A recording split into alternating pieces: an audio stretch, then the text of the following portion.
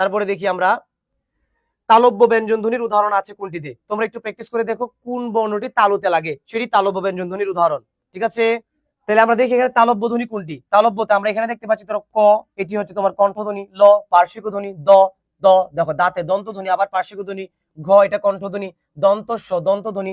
এই তালব্যস্ব, এখানে দেখো তালব্য নাম আছে, তালব্য, অর্থাৎ উত্তর হবে ক। উত্তর কি হবে বলো? তালব্য, শশা। বুঝতে পারছো সবাই? তারপরে যাই আমরা, এবার দেখো পার্শ্বিক ব্যঞ্জন ধ্বনির উদাহরণ কোনটি। এটিও গত ক্লাসে তোমাদেরকে পড়িয়েছি। পার্শ্বিক মানে যে বর্ণের উচ্চারণের সময় আমাদের দুই পাশ দিয়ে বাতাস বের হয়, যেমন ল, দেখছো দুই পাশ দিয়ে বাতাস হচ্ছে, সেটি তোর উত্তর হবে কি? উত্তর হবে ল। এরপর আমরা 25 নম্বরে দেখো কোনটি তাড়িত ব্যঞ্জনের উদাহরণ। তাড়িত ব্যঞ্জন কোনটি? তাড়িত মানে তোমার হচ্ছে, আমরা জানি দুটি ব্যঞ্জন আছে, ড বিন্দেরো এবং ঢ বিন্দেরো। এখন দেখো কোনটি উত্তর আছে এখানে? ড বিন্দেরো, উত্তর হবে ক।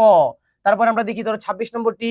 26 নম্বরটি আমরা দেখি কম্পিত ব্যঞ্জনের উপস্থিতি আছে কোন শব্দে। কম্পিত, তুমি একটু উচ্চারণ করে এগুলোতে কোনটাতে কাপে দেখো। বড়, এটা কাপে নাই। বলো হঠাৎ, এটা কাপে নাই। দন্ত, এটা কাপে নাই। কিন্তু চানাচুর, দেখছো কাঁপতেছে, সুতরাং উত্তর হবে কোনটি? চানাচুর। এখানে তাহলে কম্পিত ব্যঞ্জন কোনটি সেটিও তোমাকে আমি আইডেন্টিফাই করে দিই। কম্পিত ব্যঞ্জন হচ্ছে এটা, র। বুঝতে পারছো? ওকে, তারপর দেখো নিচের কোনগুলো দন্ত ব্যঞ্জনের উদাহরণ। দেখো দাঁতে লাগে কোনগুলো, এখান থেকে ক, এগুলো তোরা কণ্ঠ এগুলো। তারপরে প, প, ফ, প, ফ, এগুলো হচ্ছে ঠোঁটে লাগে। তারপরে ন, ম, ল, ন, ম, এখান থেকে এই তিনটি হচ্ছে অনুনাসিক অর্থাৎ নাসিক্য। তারপরে ত, থ, দ, ধ, দেখো দাঁতে লাগে। ত, থ, দ, ধ, দেখছো দাঁতে লাগে না? দাঁতে লাগে বলে এগুলো দন্ত। অর্থাৎ আমরা উত্তর পেয়ে গেছি, কি হবে? ত, থ, দ, ধ। ফাইন।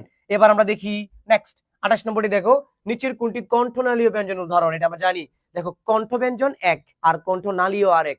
কণ্ঠনালীয় মানে হচ্ছে কণ্ঠ নল থেকে আসে, আর কণ্ঠ ব্যঞ্জন কোনগুলো? এটা ক, খ, এটাও কণ্ঠ থেকে, কিন্তু কণ্ঠনালীয় মানে নল থেকে আসবে একবারে। হ, দেখছো? হ, এটা হচ্ছে কণ্ঠনালীয়, অর্থাৎ উত্তর হবে কোনটি? ক, মানে হচ্ছে উত্তর হ। সবাই কি বুঝতে পেরেছো? ইয়েস। তোমরা অনেক পিছিয়ে আছো কেন? তোমাদেরকে আমি আরেকবার একটু অ্যানাউন্স দিয়ে দিচ্ছি, এই ক্লাসটিতে ইনশাল্লাহ অনেকেই উপকৃত হবে। তোমাদের যে সকল শিক্ষার্থী বন্ধুরা আসলে তোমার হচ্ছে বাংলা দ্বিতীয় পত্র সেভাবে গুছাতে পারেনি, তারা যেন আরেকটু ভালোভাবে গুছাতে পারে, তাদেরকে তোমরা লাইভটি শেয়ার করে দাও। যারা যারা শেয়ার করোনি তারা লাইভটি শেয়ার করে দাও, যাতে তারা ইনশাল্লাহ উপকৃত হতে পারে।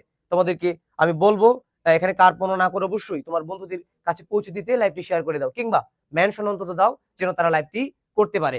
ওকে, চলো আমরা সামনে যাচ্ছি আবার। তারপরে আমরা বুঝে ফেলছি না, এটা দেখো 19 নম্বরটি শেষ। কোন ব্যঞ্জন ধ্বনি উচ্চ? উৎস ব্যঞ্জন ধ্বনির উদাহরণ। এখান থেকে এটি একটু তোমার হচ্ছে স্পষ্ট দেখা যাচ্ছে না, তোমরা হয়তো না বুঝতে পারো। এটা হচ্ছে উৎস, মানে আমি আবার লিখে দিচ্ছি, মূর্ধন্য স যোগ ম, এই যে উৎস। উৎস ব্যঞ্জন ধ্বনির উদাহরণ এটিও তোমাদের আমি গত ক্লাসে পড়িয়েছি। উৎস মানে গরম বাতাস বের হয়, যেমন দেখছো হ, একটু আগে বলছি না, এটা গরম বাতাস বের হয়, দেখো গরম বাতাস বের হয় এটা। তারপরে তালব্য দন্ত মূর্ধন্য, কিন্তু মূর্ধন্য শুধু হয় না, তাহলে তালব্য দন্ত এবং হয়, এগুলো তো কোথায় আছে? 1 নম্বরে। উত্তর তাহলে কোনটি বলো? উত্তর হচ্ছে ক। এটা একটা স্যারাবের লেগে গেছে, এটি হবে তাহলে, এটি উত্তর আমরা পেয়ে গেছি। তারপর 30 নম্বরটি কোনটি পার্শ্বিক ব্যঞ্জন ধ্বনি? একটু আগে আমরা এটা পেয়েছিলাম অন্য জায়গায় এবং ব্যাখ্যা বলে দিয়েছিলাম, ল, এটা আমরা জানি, তাহলে আমরা এটা আর কিছু বলবো না। তারপরে দেখো 31 নম্বরটি আমরা দেখি কোনগুলো ঘোষ ব্যঞ্জন ধ্বনির উদাহরণ। তোমরা লিখতে থাকো উত্তর, আমি দেখাইতে থাকি তোমাদের ব্যাখ্যা। চলো দেখি আমরা গত ক্লাসের মতো এই যে এই যে এই যে এই যে এই যে এই যে এই যে এই যে এভাবে আমরা 5টি করে মোট 5টি বর্গ লিখি না? এটাকে বলা হয় ক বর্গ, চ বর্গ, ট বর্গ, ত বর্গ এবং প বর্গ। এখান থেকে আমরা জানি প্রথম দুইটা হচ্ছে কি? অঘোষ, বাকিগুলো ঘোষ। এবার তোমাকে কি বলছে? ঘোষ কোনগুলো? তার মানে এই প্রথম দুই সারি হইতে পারবে না, ক খ হইতে পারবে না, চ চ হইতে পারবে না, ট ঠ হইতে পারবে না, হ্যাঁ, তারপর তোমার হচ্ছে কি ত এবং থ এগুলা হইতে পারবে না, প প হইতে পারবে না। এবার দেখো তো আছে কিনা এখানে 1 নম্বরে ক চ এটা আছে, সুতরাং এটা বাদ যাবে। ক চ ট ত প এটা হবে না, এটা তো 1 নম্বর সিরিয়াল। তারপরে খ ছ ঠ থ প এটা হবে না। তারপরে দেখো হ্যাঁ গ ঘ দ ধ, এখানে দ দ দেখছো, ত থ দ দ ঠিক আছে, ধ ঠিক আছে, ম, অর্থাৎ এটি হবে উত্তর। আমরা দেখি ঘ হবে কেন, কেন না দেখি আমরা একটু আগে। এখানে আছে গ, এটা সঠিক। চ ছ, এই দেখো ছ কোথায়? অঘোষ, যেহেতু এটা অঘোষ তাহলে এটা উত্তর আর হবে না। তার মানে উত্তর কোনটি হবে বলো? গ। আমি এইভাবে ব্যাখ্যা দেওয়ার পর যারা উত্তরটি বুঝে ফেলছো তাদেরকে অভিনন্দন। যারা বুঝতে পারো নাই, ভিডিওটি শেষ হলে, আমাদের লাইভ শেষ হলে এই জায়গাটা তুমি একটু আবার দেখে নিবে। এটা আবার বলা সম্ভব না, কিন্তু আমি খুব চমৎকার করে বলার চেষ্টা করছি। এবং যারা আগে বুঝছিল ঠিকই কিন্তু একটু কম ক্লিয়ার ছিল, তাদের আশা করি ইনশাল্লাহ ক্লিয়ার হয়ে গেছে। তারপর দেখো 32 নম্বরটি আমরা দেখি। 32 32 নম্বরে নিচের কোনগুলো অল্প প্রাণ ব্যঞ্জন ধ্বনির উদাহরণ? গত ক্লাসে আমি তোমাদেরকে দেখিয়েছিলাম অল্প প্রাণ ব্যঞ্জন ধ্বনি আমরা কিভাবে নির্ধারণ করি।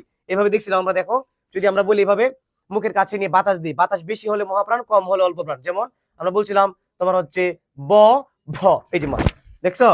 এই আবার দেখো যে প প, এই যা প, দেখছো বললে বাতাস উড়া মারে। যেগুলোতে বাতাস বেশি সেগুলো মহাপ্রাণ, যেগুলোতে কম সেগুলো অল্প প্রাণ। এবার তুমি তুমি এবার দেখো এখান থেকে কোনটি, আমি কি এটা প্র্যাকটিক্যালি দেখাবো। দেখো তুমি বলো, এই যে ক ক গ, দেখছো লড়ে এই না। আবার দেখো গ হ, বেশি লড়ে এই না। আবার দেখো ফ হ, এটা লড়ছে কিন্তু একটাতে এখান থেকে দেখো ফ গ, এটাতে লড়ে না, কিন্তু লড়ে কোনটাতে? লড়ে হচ্ছে আমরা দেখতে পাচ্ছি এখানে, হ্যাঁ এখানে যে উত্তরটি দেওয়া হয়েছে কি বলছেন, কোনগুলো অল্প প্রাণ, দুঃখিত এই জন্যই হচ্ছে না। অল্প প্রাণ কোনগুলো? তাহলে যেগুলোতে বাতাস কম। আমি মহাপ্রাণ ভেবেছিলাম, তাহলে প্রশ্নটি ছিল হচ্ছে অল্প প্রাণ। এই ভুলটি কিন্তু আবার করা যাবে না, মানে অল্প প্রাণ বললে আমাদেরকে অল্প প্রাণের দিকে তাকাইতে হবে। এখানে অল্প প্রাণ কোনটি? ক এবং গ, আমরা তো দেখতে পেয়েছি। এখানে হ, এটিতে বাতাস লড়তেছিল, আবার এখানে প এবং হ দুটিতে লড়তেছিল। এখানে ফ লড়তেছে কিন্তু গতে লড়ে না। এর মানে উত্তর কোনটি হবে বলো? উত্তর হবে এটি, ক। আশা করি আমরা বুঝে ফেলছি। তারপরে দেখো ক বর্গীয় ধ্বনির উচ্চারণের স্থান কোনটি? ক বর্গীয়, ক বর্গীয় মানে ক খ গ ঘ, এগুলো জীবনে যেটা হবে না, দন্তমূল হবে না, অগ্র দন্তমূল, দাঁতে মাতে কোনো কাজ নাই এটার।